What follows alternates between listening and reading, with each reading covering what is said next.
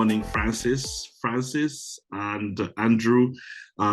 Gentlemen, I am not necessarily going to introduce you with your profiles. I'll make sure that when we have this discussion, the profiles will be laid out ever so well in the video link. But what's most important of all in this conversation is that you guys wrote a very, very, very good book. For those of you or people that are watching us who've not read this book, Borderless Africa, I want to say that it is one of the best insights that somebody could actually have into the region. And but more importantly, if we were to discuss Borderless Africa as a book, I think for me, it is the sheer, without using the B word, bloody optimism in this book on Africa. So gentlemen, Francis, Mangeni, Andrew Mo, you gentlemen are very welcome to this discussion. My name is Dennis Matanda. I am going to be your moderator, but most of all, your interlocutor. I'm hoping that we can have a really nice, robust conversation, almost exactly like the kind of conversation we had about 2.5 weeks ago. I want to start with the great news that Africa's merchandise exports are forecast to grow 5.3% in 2024. But it also just occurred to me that there is a really, really good excerpt that I want to read. The African Continental Free Trade Area is very much a homegrown solution to a long-standing problem, namely the fragmented and balkanized nature of the African economy. That is a statement that you gentlemen are very familiar with. But even more importantly, it says pointedly, the African Continental Free Trade Area is not, as its name would seem to suggest, simply a free trade area. Rather, it is a project of deep integration, in that at its core are many components that go beyond the simple elimination of tariffs to include measures that tackle all the major impediments to greater cross-border trade and investment. Just from that perspective, aren't we packing too much on the African Continental Free Trade Area? And Andrew, I can almost hear your answer by you citing the European Union and the European Coal and Steel Community. So let me start with you, Andrew. Aren't we packing too much on the African Continental Free Trade Area? Yeah, thank you very much for that introduction, Dennis. Very kind of you. Yeah, so definitely the AFCFTA is not just a free trade area, as we stress in our book. It has ambitions that go far beyond that. It's part of the Abuja Treaty Plan for deeper continental integration. So there's a lot of desire now to move quickly with the tariff liberalization, even move towards the customs union. It has common market elements in terms of services liberalization, harmonization, standardization. It's to tackle basically this fundamental flaw we feel in previous economic strategies, which is the fragmented nature of the African economies. Makes it very difficult for Africa to compete at a global level and a regional level, and even on domestic markets. We see very high import penetration now from the Asian giants, from India and China, for example, particularly here in East Africa. And so something has to be done about this situation. We stress the positive story in the book. I mean, Francis will tell you about his own experience in COMESA, perhaps. Progress was made under the regional economic communities and is still being made. With regional integration, it's always a case of 2 steps forward, 1 step back. That was Europe's experience. That's been the experience in Latin America as well. But we are optimists. Somebody actually misinterpreted the title. Guys need to go back to Azerbaijan. You guys need to go back. Somebody misinterpreted the title of our book because it's Borderless Africa, a Skeptic's Guide to the Continental Free Trade Area, thinking that we were the skeptics. And so, no. We're trying to address the skepticism and explain why this is such an important initiative and why things need to be done rather differently going forward in terms of implementing this historic agreement. Now, at the end, you asked a question about, are we expecting too much from this? And we do have a little bit of a warning towards the end of the book that, yes, sometimes people attach a lot of other developmental goals to the AFCFTA, which we feel sometimes is overreaching, let's say. So, they want to introduce elements on labor rights or environmental standards. All these things are important, but of course, the AFCFTA doesn't absolve national governments from their responsibility to have sensible policies to address some of these other challenges. At its heart, the AFCFTA is really an agreement to tackle this balkanized nature of the economies by enhancing cross-border trade, cross-border investment, and very crucially, the free movement of people. And we feel that should it focus on those things initially, it will achieve a great deal for the continent. I actually have a good place for you to pivot. It says the final topic is a thorny one.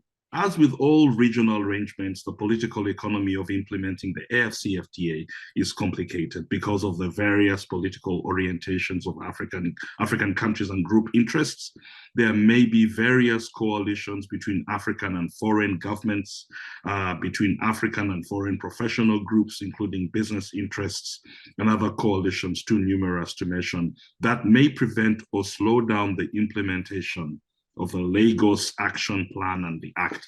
Francis, going to you right now, and just to touch on these elements, I know that these are things that I've seen you go through, and I remember our conversation in Abuja when you were trying to get information on the levy and how we could replicate the levy in the East African community.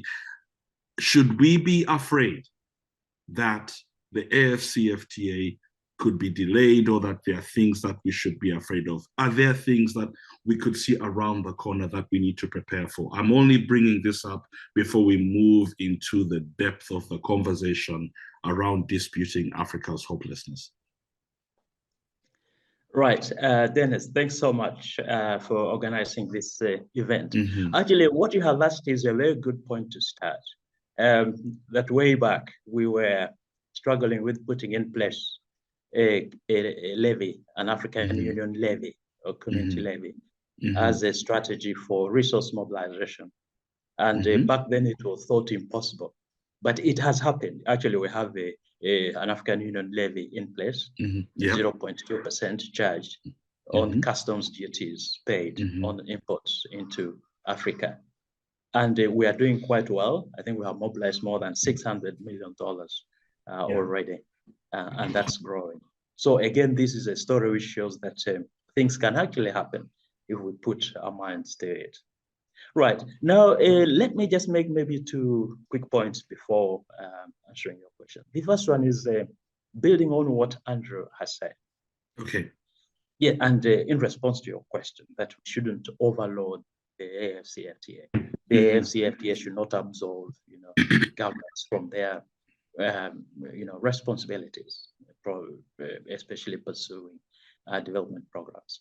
I think that should also be seen in light of the fact that the AFCFTA is quite comprehensive already, covering goods, services, investment, intellectual property, digital trade, women and youth in trade, as well as dispute settlement. That's already heavy. And it is comprehensive enough to cover actually all the key elements which are required for a trade agreement to cover in light of the transformational agenda that's envisaged. And besides, we already have instruments like Agenda 2063, which goes into all sorts of areas: infrastructure, peace, and security. So we don't need to bring everything to the AFCFTA. And regarding environment, the AFCFTA is already green enough. Regarding labor rights, we already did an analysis to make sure that the AFCFTA does not lead to destruction of jobs. So therefore, there's inbuilt flexibility for governments to take measures called trade remedies, safeguards, in case there are adverse developments. So many of the things we already taken into account. And the AFCFTA is a balanced agreement which has flexibility, policy space. So I thought I should say that before proceeding. Now, Secondly, there is a confluence of interests and ideals on the continent and across the world among key stakeholders. This would be international organizations, this would be governments, this would be industry and civil society. This confluence is basically around the development agenda. The world we have now is very different from the world we had in 2000. So you have international organizations now that really are on the side, shall I say, of Africa regarding the development agenda. And we have got coalitions of business on the continent, Afro Champions, the Africa Business Council, that have mobilized, to make the most of the African continental free trade area, trade and investment opportunities. We didn't have this vibrancy, this energy, this mobilization in 2000. Yeah, but now we have all this. And if you follow news, of course, everybody I think follows news, so that's why we get all this Afro-pessimism. Yes, you see events, huge events outside Africa, in Dubai, for instance, recently, at the World Economic Forum in January, where investors are unveiling huge plans for investing in Africa to tap into the trade and investment opportunities opened up by the AFCFTA. So that's the one point. Then the second point that we really can make is that the capabilities that we have now really put us in a far better place now than we were then in 2000. Now we have the African Union, which is a framework really for internal strengthening of the continent, but also for diplomatic agency across the world. We are better organized in that regard. We have institutions like the African Union Development Agency, or NEPAD, which, as the name says, are basically development programs across the continent. We have got vibrant banks, development banks on the continent. We have always had the African Development Bank, but I think it has scaled up its resources. We have got the African Export-Import Bank, or Afrexim Bank, which has really mobilized lots of resources to facilitate, trade and investment on the continent. So we have got these capabilities now, which put us in a better place really to see this through, to make sure our implementation of the AFCFTA actually happens. But also now we have the facts on which to build in assessing prospects. If you look at the record so far, over a very short period of time, we're talking about 5 years, we were able to negotiate comprehensive continent-wide instruments in all these areas that I mentioned: goods, services, investment, competition, intellectual property. See? That's the first thing. And following that, we have 54 signatures. Africa has 55 countries. So we have 54 of them that have already signed. Only the state of Eritrea hasn't signed. 47 ratifications already. We have actually demonstrated that trade can happen on the continent using AFCFTA documents and procedures. This is called the Guided Trade Initiative. And the big economies around the continent have already participated in this demonstration. Lately, South Africa, Egypt did this, right? Nigeria has also plans to get on board, but we've got 8 countries which participated, and now we have a total of 31 to 34 countries which are ready to participate this year in this year's demonstration, which we are going to have in October this year. So there are facts that demonstrate that we are actually on the right track. We have got national AFCFTA strategies, each country developing strategies to make the most of the AFCFTA, right? We've got 34 countries that have already done this. So the record speaks for itself that we are really on the right trajectory. Rules of origin, as we were just discussing. Before the call began. Yes. We now have up to 92.5 of all product lines which have rules of origin, meaning trade can happen actually in a wide range of products that are traded across the world and across the continent. This covers more than 3/4 of intra-Africa trade that's happening already. So this record cannot be ignored, and the facts are there. Now, I actually thought of a way to respond to these Afro-pessimists. You know, Thank you. that saying that. Hold on. Let me then ask the question right now. Let me just touch on that right now. And Francis and Andrew, you guys have to answer this question. What on earth is Africa's problem, and why are people pessimistic about Africa? Francis, I know what you're going to say, but you can as well. Go ahead. Yeah, yes. Before Andrew comes in, let me just say that there's this saying I came across. It's a famous saying. You can lead a horse to the water, but you can't make it drink, can you? Right. So we have laid out all the facts. Now, if the pessimists will not believe what we are saying, we can only say to them that, all right, we cannot make you drink, but just watch this space and you will see what happens. In fact, if this is not an exaggeration, but I would say that it is some sort of a deviance or psychosis, in fact. Hans Rosling, you know that famous Swedish statistician. Yes. Called it, some cognitive failures. Cognitive but dissonance. As you know, some of these Afro-pessimism that really comes out in newspaper articles here and there, like the Financial Times late last year, right? There could be international organizations which also put out, unfavorable publications. The World Bank used to do that a lot, but I think 1981, 82, and all those things. Yeah. But I think the problem is we really don't have that analytical journalism that takes a long-term view of things. That is a fact-based in an objective way that looks at both sides. They only pick on the, as you put it, to use your expression, shiny things, the bad stories. If it bleeds, it sells. I think that's what journalists, go by.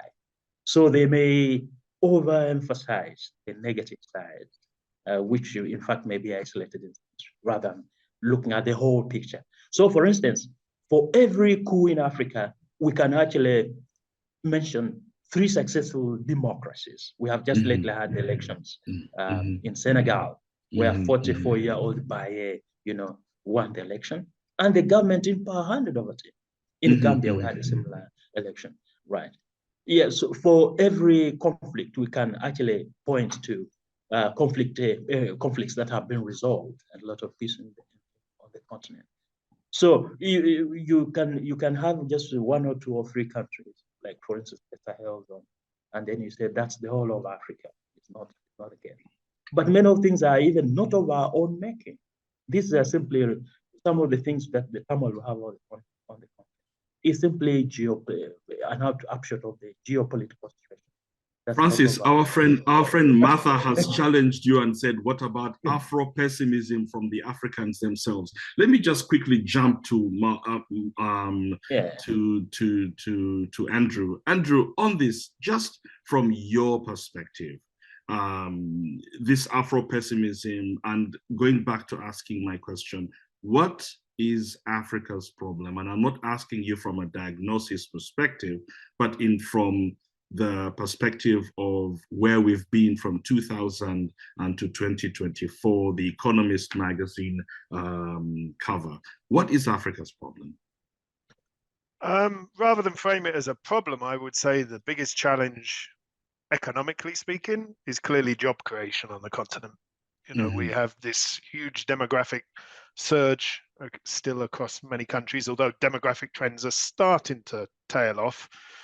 Still, job creation, I think, for most governments and most people is a real priority. And creating more jobs in a high value added industrial sector and services is really a priority as well. That's why we argue, since the Economist article back in 1999, I think it was originally published, wasn't it? The Hopeless Continent, the famous one. They subsequently shifted, and we had, quite a lot of countries with very improved in performance in the 2000s. So there was Africa definitely a turnaround. Rising, so I have all those covers now. Africa Rising, sure. And there was a sense in which there were some very positive developments, but there was also a sense in which, as we point out in the book, that shift wasn't accompanied by deep structural transformation of the economies. Mm-hmm. What do we mean by that? Well, basically a shifting out of workers out of low productivity agriculture into higher productivity services and manufacturing. There has been somewhat of a shift into services, but it's not always into necessarily particularly high productivity services. Absolutely. And so total this is factor accumulation. Yeah. So this is why since 2014, African growth started to decline somewhat. We should put this in a global context when global growth has not been doing well either. If you look at the global prospects over the last 2 decades as well, there's been declining productivity in the West. Only Asia has been bulking that trend, and even there you see China now on a different growth trajectory as well. So I think the thing is about the quality of the growth. That is one real challenge, and the fact that it is not sufficiently job creating or technology intensive. And this is why in the book we argue so strongly for the continental market, because we explain that Africa's efforts to export more to the rest of the world, particularly to its traditional trading partners in Western Europe or the United States, haven't really been transformational. Trade growth hasn't been dynamic to these markets, and it hasn't been into diversified sectors particularly. So you'll find some countries have achieved some success, but it tends to be in goods like horticultural products, which is good for earning foreign exchange, but genuinely isn't the economic future of the continent. So we stress in our book very much the vibrancy of continental markets and the promise of those markets if companies and firms focus on that.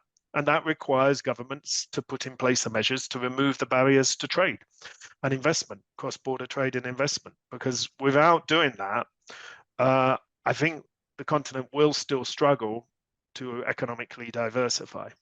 So it's to leverage the continental market to achieve those objectives of structural transformation.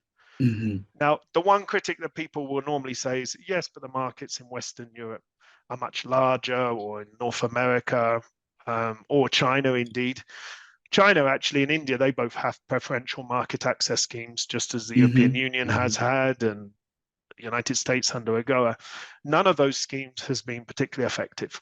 And there are a lot of reasons we could go into why that hasn't worked.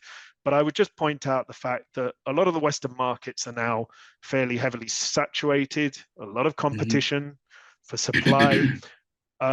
It makes sense for the African continent to focus on the smaller but more dynamic markets on their doorstep on the continental market. And that's a point we push repeatedly in the book, actually. I just wanted to touch on something. Mark Pearson says perhaps the problem is one of perception. African economies are growing, but perhaps not as fast as the Africans themselves expect, which is something that I think Francis was talking about, something that you, Andrew, was also just talking about. I just wanted to say something. I was in Uganda last week, and I had a conversation with my friend Timothy Kalejira, and he said, if you give Ugandans $10,000, if you give every single able-bodied Ugandan $10,000, there's a very big chance that that money would be used to consume exports. In other words, that money would not stay in the continent. It would be used to buy new cars, which would either go to Japan or to Germany or to wherever. And that is probably Africa's largest problem, that the largest amounts of money do not necessarily stay on the continent, that they basically go abroad. How do you gentlemen, and I'm going to start with you, Francis, how do you gentlemen see about curtailing this so that we can infuse a little hopefulness on the continent? Over to you, Francis. Yes, actually, that's an issue that we look at in the book. In the last chapter, we have got some analysis of the need for coalitions of stakeholders to come together to assist the utilization of the AFCFTA. And that's also in light of the fact that there are interest groups that are not really for the AFCFTA on the continent. For instance, importers, people who basically import things from Dubai, they would prefer that to continue. It's quick money that they make. But they are really not looking at the opportunities on the continent. Analysis has shown that there are opportunities on the continent that are not known by many economic operators. There are products next door which could be sourced, but are not known of.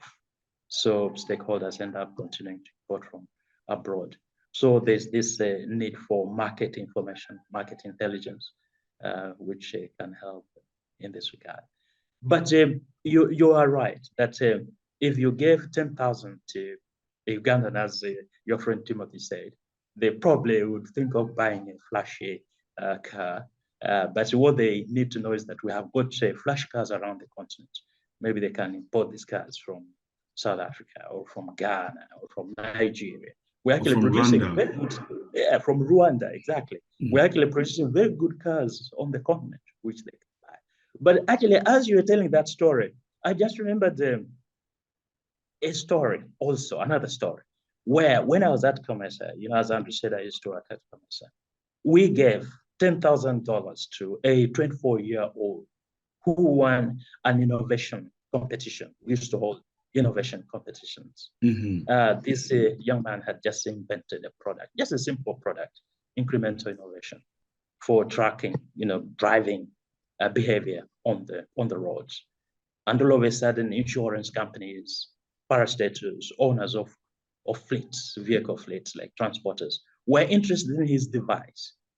So he used this $10,000, which he won as prize money, to inject into his business. And then he leveraged on that. And within 4 years, he had made it to the Africa Forbes list and was employing 1,000 people. He's actually a Kenyan, right? So there are also different people. There are also people who can use this $10,000 very differently. Rather, they invest it rather than just consume it. And if you follow this, yes, Andrew, you wanted to come in. Sorry, no, I was saying I didn't know that story about the COMESA Prize. You never told me. Oh, you didn't know? It's actually very interesting. Yeah, it has been on the website. Okay, yeah, success story. Interesting case. Yeah. No, but because I was going to say, Dennis, talking of the case of Uganda, I do remember a Gallup World Poll survey from some years ago, which showed that the most entrepreneurial country in the world was Uganda. When they asked the question, do you have plans or intentions to start up a business in the next 12 months? At the top of the polls, 80% of the people responded positively in Uganda. And in the United States, the figure was, I think, 3%. Okay. Now, there's a reason, of course, and a logic behind this. And unfortunately, it's because often the job availability is not there in the formal sector. And so people are forced and obliged to be entrepreneurial and create their own employment. Now, ultimately, we need to turn that situation around. But, I think it does reflect there is a genuine entrepreneurial spirit. But at the same time, we really need to shift spending towards economic productive activities on the continent. And the problem is currently you see, for example, in Eastern Africa, a lot of money goes into real estate. Banks are extraordinarily profitable, for example. There are very safe places to put money, which actually don't have long-term positive developmental spillovers for the rest of the economy. So we need to encourage people more to invest in new business activities, whether that's in high value added services or in the industrial sector.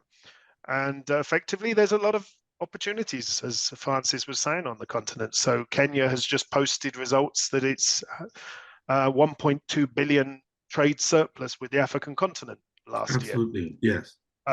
That's indicative of the kind of results. The larger economies on the continent all post very large positive trade balances with the other countries. And under the AFCFTA, in principle, those markets have the obligation to become more open to intra-African imports from the other countries. You understand? So I think there is a dynamism there that's ready to tap, but there does need to be a subtle shift in incentives towards, non-productive, quite logical for individuals, in terms of safety of investment and things, but shifting the incentives towards more productive sectors. Implementing the AFCFTA is a wonderful way to, move in At the halfway mark of this conversation, I want us to touch on a very important thing, which is the free movement of persons in the AFCFTA and some of the major challenges that we're going to have. I want us to have this discussion from the perspective of how much this will impact the hopefulness of the continent. Francis, I want to take this to you based on our last in-person conversation in Abuja. I want to just touch on this from the perspective of how much of an impact will the free movement of persons help with the AFCFTA and of course help with the hopefulness of the continent? Right, so Africa is a youthful continent, right? And we've got mismatches, skills mismatches. There are areas or employers, industry in one part of Africa who lack skills, who say they can't find people to employ relevant skills. And there are surpluses of skills in other parts as well, right? So the AFCFTA, by creating one integrated market for services, this includes professional services, right? Movement of persons, right? Establishment by companies across the continent with intra-corporate transferees, companies have to move around with people. Yes, all this will help in addressing the skills mismatches and open up employment, especially for young people. And then, of course, if you have movement of persons, really, that you can have movement of goods effectively. If people don't move, then there's a disconnect when you're opening up movement of goods, but not movement of persons. Now, we have a chapter that deals with this extensively, and that also, shall I say, disabuses people of this perception, wrong perception that all Africans are running away from the continent and going into Europe or the US. Actually, that's just a very small minority, a small number compared to movement on the continent itself. Right, but having said that, there's this issue that keeps coming up. We have a protocol on the free movement of persons, right, which has not entered into force and has not been ratified adequately. It has only 4 ratifications. We need only 15 ratifications for it to enter into force, but we haven't managed to garner that number yet. So people point to that and say, you see, it will not work. So anyway, the point is that we need to make that protocol work. We need to make it enter. Francis, let's dig deeper into that. Let's just dig deeper into that. Just let me, I think there's this point which I need to make, and then you can come in. But what I wanted to say, and this is which I think is very important, is the AFCFTA protocol on trading services has got extensive provisions on free movement of persons under the AFCFTA protocol on trading services, which is in force, right? As we said, the AFCFTA has already been ratified and has entered into force, allows for cross-border movement of persons, either as natural persons, technically it's called Mod 4, or as the intra-corporate transferees, that's called Mod 3. That's when companies move around with their staff or employees, or as professional services. This is under business services sector. Is a subsector that are called professional services, or consumption abroad. People can go abroad for education purposes, tourism, and things like that. So the AFCFTA protocol has got adequate provisions which enable movement of persons. Actually, its aim is to build a unified, integrated African services market. So I thought I should just make this point in response to this criticism that the movement of persons protocol is not in force. The response to that is the AFCFTA protocol on trading services can step in to assist, but we must not ignore the free movement protocol. Francis, well. I'm going to quote from your book. It basically says, a second powerful reason to promote the economic benefits of the free movements of people is that studies have repeatedly stressed that economic convergence is accelerated appreciably by the free movement of labor. During the recent history of globalization, where trade and capital have been increasingly liberalized, the free movement of persons has been the perpetual laggard. From this perspective, Francis, Andrew, gentlemen, we need to actually have political statements in this regard. What would it take, apart from an act of God himself, to make sure that there is free movement of people? Andrew, respond to this, and then Francis, you can come in and respond. Yes, I assume you follow the African Visa Openness Report by the African Union, the African Development Bank. You would have seen that, yes, the trends are generally favorable, aren't they, in terms of gradually the removal of, visas in advance, so you can get more visas on arrival. Countries which are leading in this field, like Seychelles or Rwanda, for example. I think there's an awareness amongst the business community that there's a need to have greater free movement simply to make the continental market work. Kenyan President Ruto made this declaration earlier this year about eliminating visas, although there's a little bit of a catch with that one because there was a new formal electronic way of having to ask in advance, but the principle is well understood. Now, there's a lot of economic studies which show, if you're going to create an integrated market, one thing, of course, is to liberalize trade amongst member states. The other thing is to allow capital movements, greater cross-border investment between countries. And the third way is simply to liberalize the flow of people. Now, the fear that people have about this is that they will be, some certain countries will be inundated by migrants. And it's certainly true that economic disparities on the continent do lead to quite large flows sometimes. So, for example, South African concerns through Zimbabwe, principally Zimbabwean, actually, migrants. Seychelles, in our sub-region, is the highest income country on the continent, and it's an island of 100,000 people. And so, although they have, you can arrive Seychelles without asking for a visa in advance, they're quite stringent on when they let people in. They want to know that people are not going to stay. They have quite an advanced social security system as well.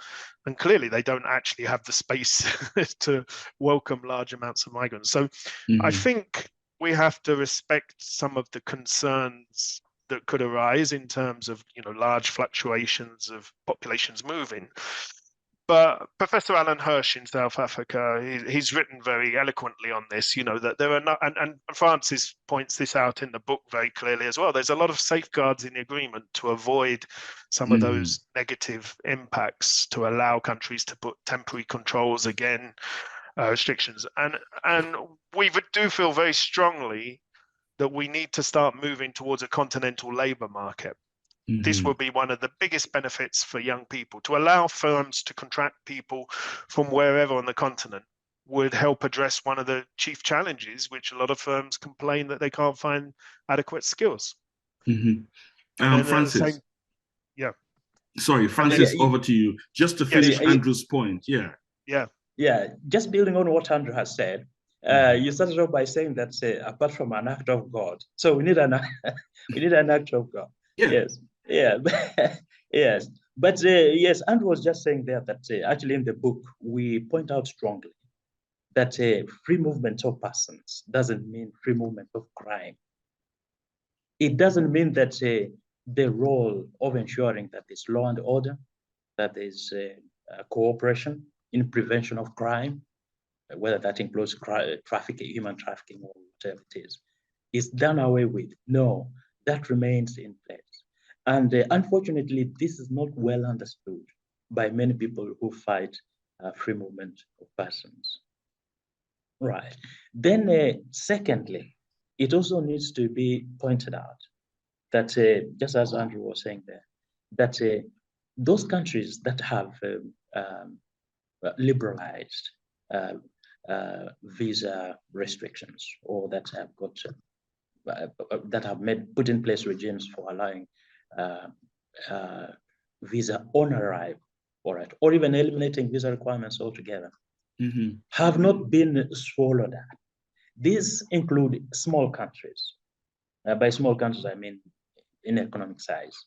Andrew just pointed out Seychelles, but we can also mention Rwanda, which has been very successful in its program of actually removing entry requirements. It has attracted the skills it requires for economic transformation.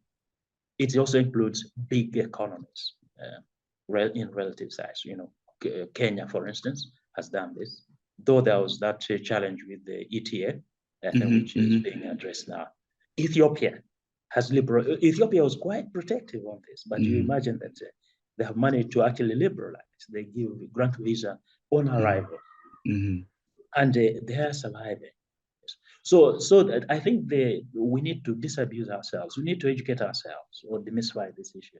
That actually opening up movement of persons does not mean opening up for crime, movement of crime.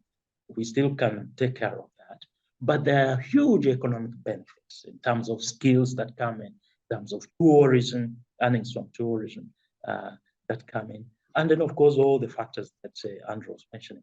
This is really an integral part of market opening or market liberalization, which typically covers free movement of goods, but it should also cover free movement of capital. It should also equally cover free movement of persons. The EAC common market, I think, has functioned quite well, though there are glitches here and there. But by and large, it has functioned, I think, quite well. And this, you gentlemen, Francis, I'm sorry to interrupt, but you gentlemen talk about wages in South Africa are 5 times higher than in Zimbabwe or Mozambique, which is one reason why 700,000 Zimbabweans and 350,000 Mozambicans live there. Some 1.4 million migrants from Burkina Faso are in Cote d'Ivoire, where income per head is 5,500, twice as high. So the personal gains are very high. In fact, Martha talks about it's not movement of criminals, true, but don't you think what matters to the Wananchi is the perception of these foreigners? And I think Martha also says again on the free movement of people in Mode 4, because of the high level of poverty and youth unemployment, many of these countries, not mentioning the exploitation of petty differences by elites, don't you think it's the stock fear of others? Would it be a recipe for xenophobia if done hurriedly? Let me start with you, Andrew, and then come back to Francis. Yeah, I saw Martha's comment, and she explains well that position, that concern. I often point to the European Union's experience with free movement, which only came in 1993, just 30 years ago. What happened to intra-regional flows of people within Europe once they had free movement, once they gave the right to people to live and work in any member state? And in actual fact, the 10 years after that, intra-European migratory flows went down. The number of people choosing to live in a different country from their country of origin actually declined. And that was because there was economic convergence within the European continent. And people didn't need to move so much. So actually, the height of intra-European migration was actually in the 50s and 60s, when there was economic hardship in the southern European countries, for example, and they had to move north. And with convergence, so I don't think we should suppose that just simply giving people free rights and entitlements to move, they will exercise those rights. And I think the other way to do is flip the question around and talk about it in terms of entitlements to African citizens. SADC has a program whereby a Tanzanian friend of mine, his son studies in a South African university because Tanzania is a member of SADC. And he pays exactly the same fees as a South African national. Those are the kind of rights and entitlements that I think all African citizens should have and enjoy, particularly for young people. This is a tremendous benefit.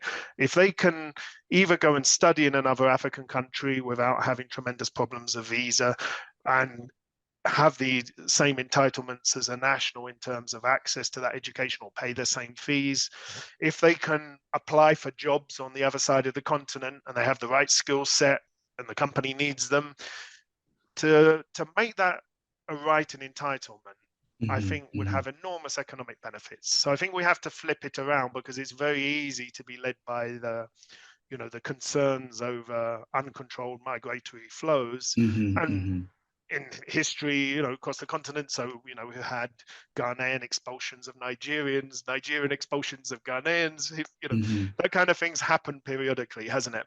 But I think we have to stress that this is about creating a continental market, and African citizens need to reclaim their rights and entitlements, I think, in that sense. Francis, I have to put you on the spot here. In the course of the negotiations on the free movement of Persons Protocol, it is notable that the African Union's Department of Political Affairs, rather than the Department of Trade and Industry, handled the free movement of persons negotiations. These clearly colored perspectives of the agreement. Isn't this the part where we talk about the act of God? Yeah, so that's right. So actually the Free Movement of Persons Protocol was negotiated silently. It wasn't as participatory or consultative as the AFCFTA. So actually one of the recommendations we make, and Alan Hirsch, whom Andrew mentioned, who has done a lot of work, extensive work on free movement of persons, also recommends that we need to reframe free movement of persons as a trade issue rather than a security issue. Because if you simply look at it as a security issue and give it over to the Ministries of Home Affairs, right, to immigration officials, they will simply look at it from a security perspective in terms of keeping out foreigners, so to speak, as much as they can, unfortunately, right? So it's less of facilitating. So we can reframe it as a trade issue in light of this need for free movement of services and therefore persons. But yes, but I just wanted to say that, look, it's not only a problem in Africa. Free movement of persons is an emotive issue across the world. You only have to watch US politics to see how emotive it is. And the US is not Africa, but it's a problem there, right? But it doesn't mean that all of US is against foreigners. Actually, I think by and large, America is a country of immigrants. So there will be these forces that are against foreigners, but there will be those that appreciate the benefits of allowing free movement. So we can point in like manner to South Africa, but that doesn't mean that xenophobia is across all over Africa. I think we need to look at the political economy of South Africa as a country in order to understand what's going on there. And the government has made pronouncements on where it stands on foreigners there against the xenophobia which happens there, right? So you can point to Brexit, but I think the UK, Andrew, maybe you can come in here. The UK is in, what's that expression? But basically regretting, why they left the EU by and large. I think their growth rates are now dim as compared to a situation or a scenario if they had remained in Andrew, please go on. Yes, and by the way, Brexit doesn't mean that the EU has been dismantled. It's still in place. All the other European countries are strongly wedded to the EU. So I think we need to bear that in mind as well.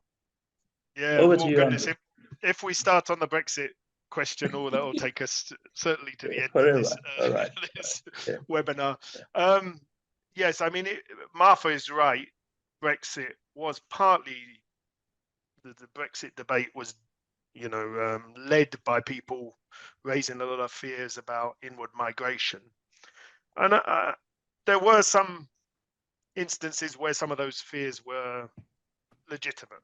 So there had been studies, for example, by the Bank of England showing that the wages of less skilled workers had in some sectors been negatively impacted by the inflow of migrants from the European continent. But it is an example of how a much earlier government had made a mistake in terms of when the Eastern European, the new round in the early 2000s joined, a lot of EU member states retained a degree of control on migrant flows from countries such as Romania and Bulgaria. The UK chose not to do so, thinking that the inward flows would be small, and that turned out not to be the case.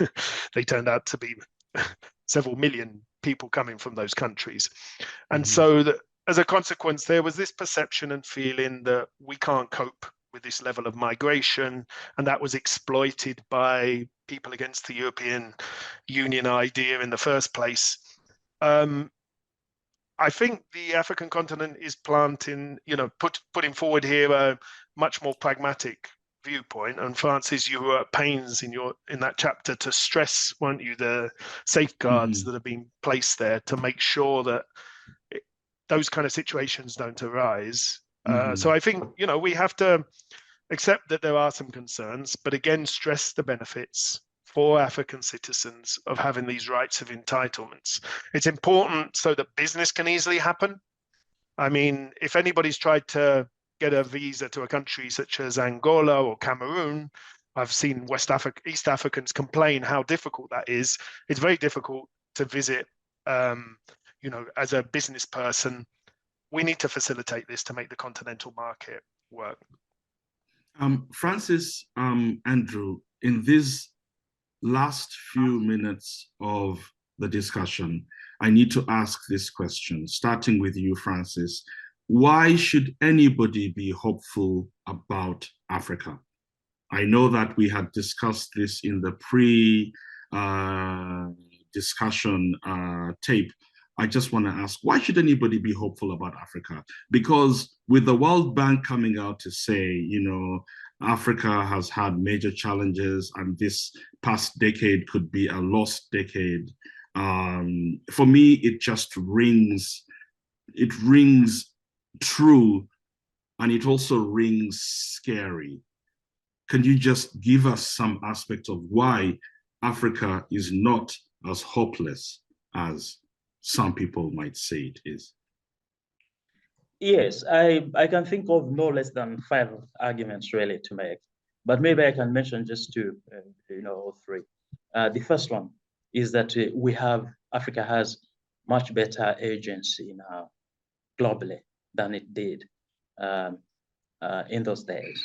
So this is extremely important. We have got this new African diplomatic agency dynamism on the global scene, but also internally. Secondly, we have got far better capabilities now than we did in the past in terms of institutions on the continent, not just the African Union, the African Continental Free Trade Area, or outer NEPAD, and the banks, of course, Afreximbank, ADB. But also the private sector is better organized, Afro-Champions, African Business Council, than we did in the past. But also, we need to take into account that governments themselves on the continent have undertaken major reforms, which I think get the fundamentals right.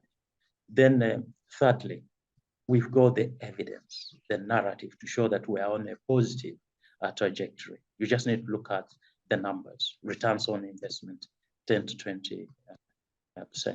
The size of the African economy, if it were one country, it would be the 4th largest economy in the whole world.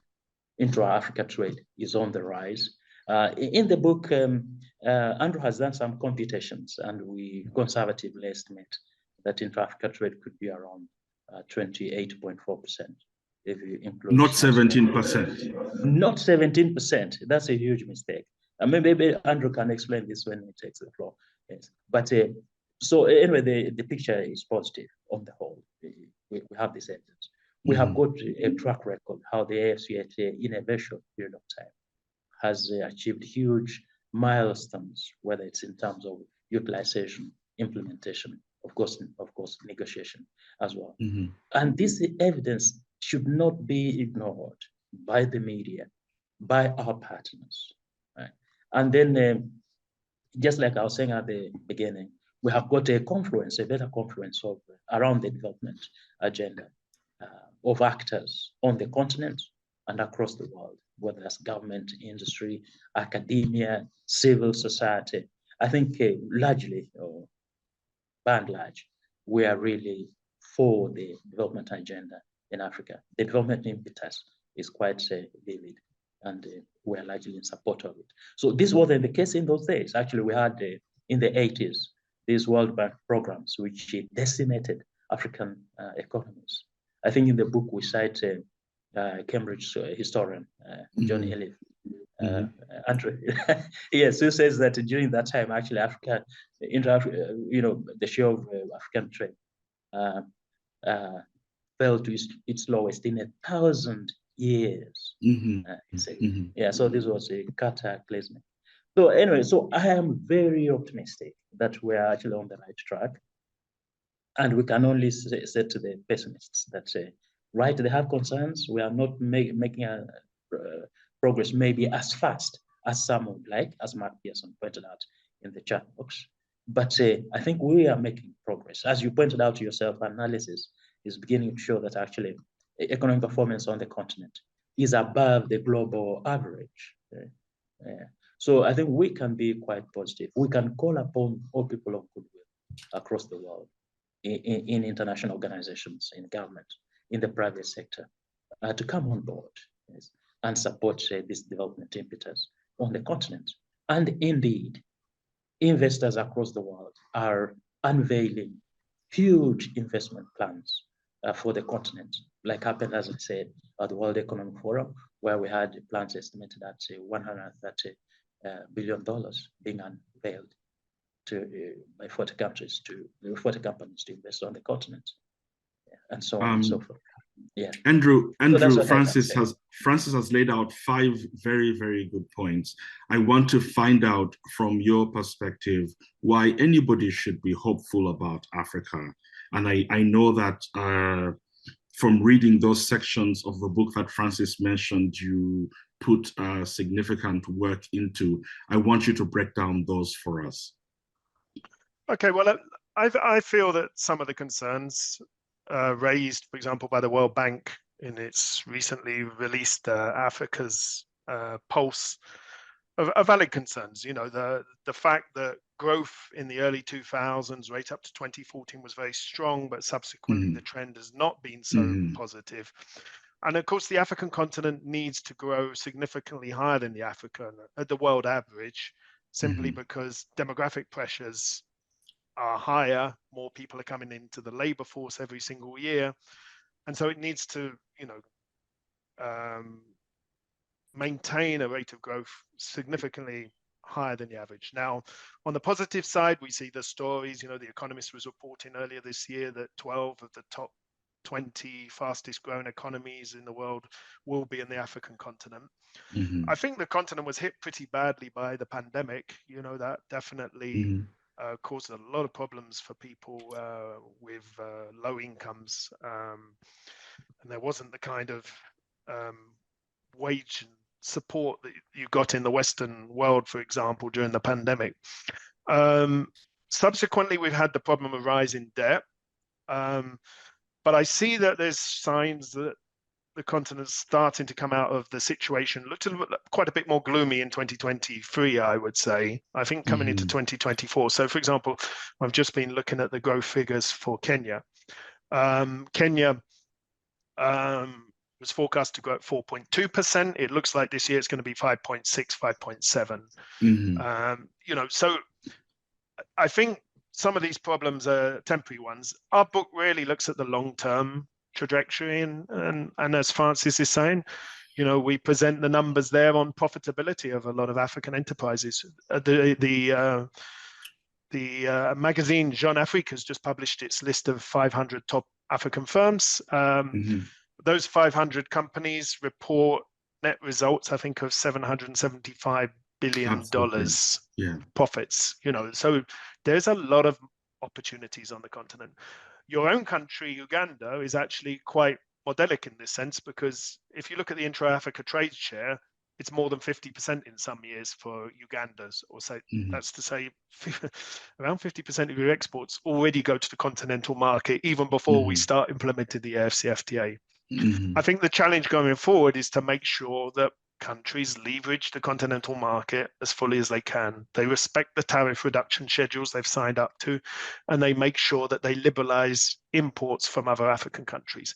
That will give us all mutually a lot more business opportunities and a lot more dynamism for the continental economy. There there are people that were on the call that have left messages. People have sent text messages. I know that Alhaj Rashid Chiboa has basically said that he just recast this as a free movement of labor, then a free movement of people. Biru Lilako has basically said free movement of labor should be the focal point. And I think we had somebody called Sital Biz, basically the movement of students payment the same as locals. This can make a huge difference, as emphasized by President Kagame. I want us to just extend the conversation for another 5 minutes, gentlemen, if you may. I want to discuss the dynamic between the AFCFTA as an integral part to promoting Africa, the region, as a viable investment destination. I want to discuss it from that perspective. How do we leverage this instrument to actually generating the sort of foreign capital that the country or the region needs to move forward? Francis, I'd like to start with you, and then I'll come to Andrew. So the value proposition of the AFCFTA is that it is a large market, right? In terms of trade, also it's a large economy, because as we have said. Then that has already been said. Then secondly, that it has got high political will and ownership. This is extremely important for investors to know that governments are fully behind this. That's why the momentum is quite high. And therefore, if there are issues to be addressed, there will always be issues to be addressed. And if there are decisions to be taken, they will be taken. And we can see this from time to time, every time our heads of state and government meet, or our trade ministers meet, or in fact at the national level. So the momentum is quite high, the political momentum. And then thirdly, is that the AFCFTA introduces predictability. It's a rule-based system. We've got a dispute settlement system. We've got a system for addressing non-tariff barriers. Actually, instantaneously, they can be reported across the continent, provided you have internet where you are, at any border crossing or at any checkpoint across the continent. And going by the performance of a similar system in COMESA, ESC, and SADC, over 10 years, the performance was consistently good. Over 90% of reported non-tariff barriers were actually eliminated using that system of online reporting, followed by consultations by phone, by email, things like that, clarifications. So this is the value proposition of the AFCFTA. And that should be a strong message for investors to give them confidence that they can really invest on the African continent and they benefit from the AFCFTA.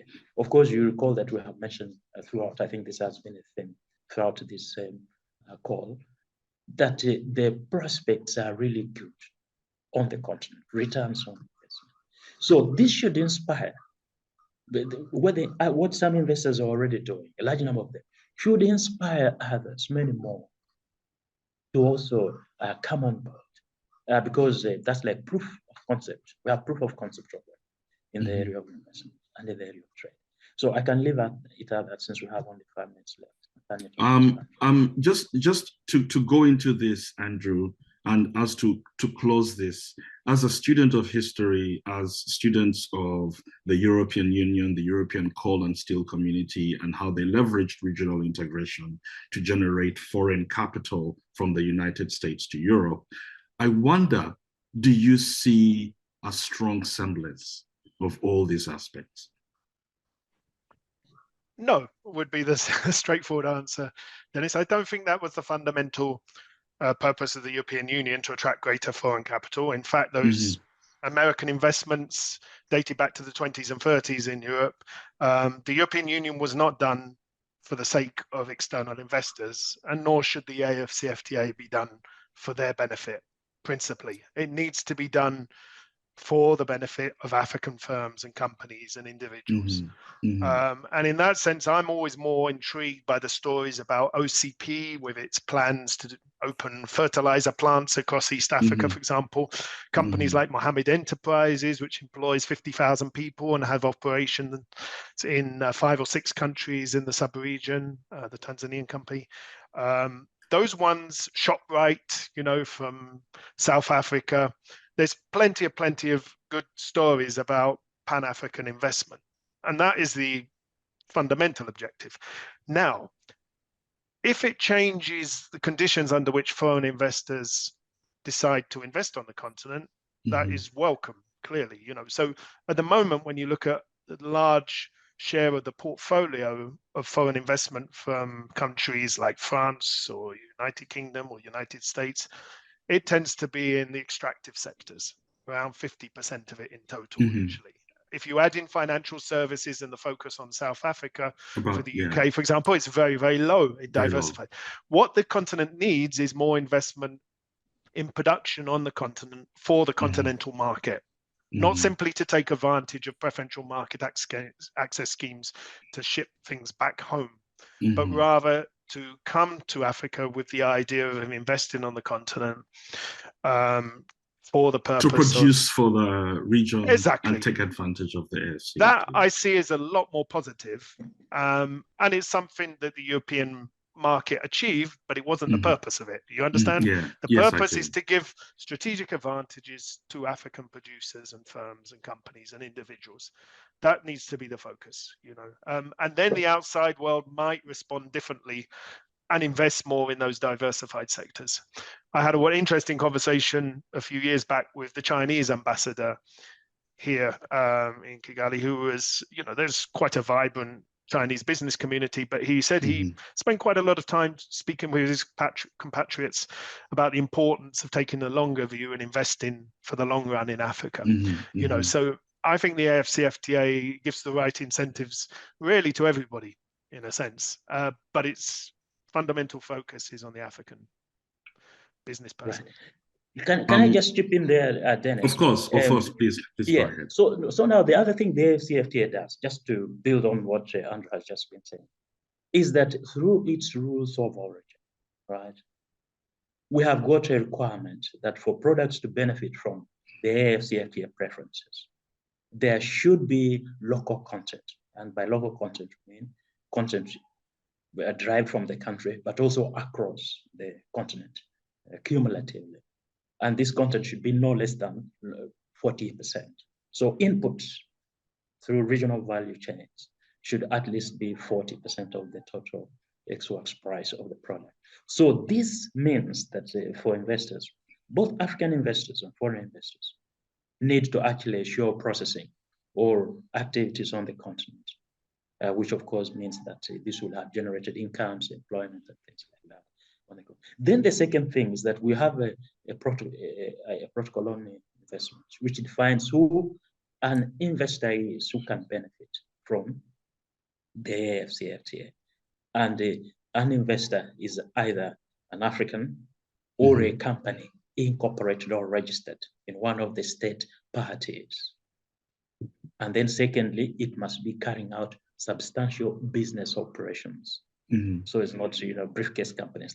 So these two concepts help, you translate what Andrew was saying into actually institutional or legal terms, that investors who are based on the continent need to show that they are actually processing or using local content, but also that if the investors that they are either registered on the continent, one of the state parties, and are carrying out substantial business operations. I cannot thank you, gentlemen, enough. This is the second conversation we are having. The first one is supposed to be part of a publication, and now we've had this conversation around disputing the hopelessness of Africa. As you gentlemen know, this is going to be a series of conversations with various people disputing the hopelessness, because it's of absolute importance that 25 years or 24 years after the Economist's May 2000 cover, that we discuss these things of absolute importance. Andrew Mould, Francis Mangeni, gentlemen, Borderless Africa is one of the books that I would recommend to anybody that wants to understand the essence of Africa's hopefulness. And I want you to know that this means a great deal to me. It means a great deal to my friend Stephen Landy, who has fortunately stayed awake all this time to listen to this conversation. Every once in a while he nodded off, but people who know Stephen Landy know that he was listening ever so well. Gentlemen, again, it is 1 minute to 4:10. For those of you in Nairobi, for those of you in Rwanda, and for those of you that are asleep on the East Coast and West Coast, I can guarantee you this video is of absolute importance. Thank you so much for those of you who stayed with us from the beginning. And once again, Francis Mangeni and Romuald, gentlemen, I owe you. Good day and good night and good morning. Thank you very much. Thank you. Cheers. Cheers, guys. Bye. Bye. Thank you, Dennis. Thank you, Andrew.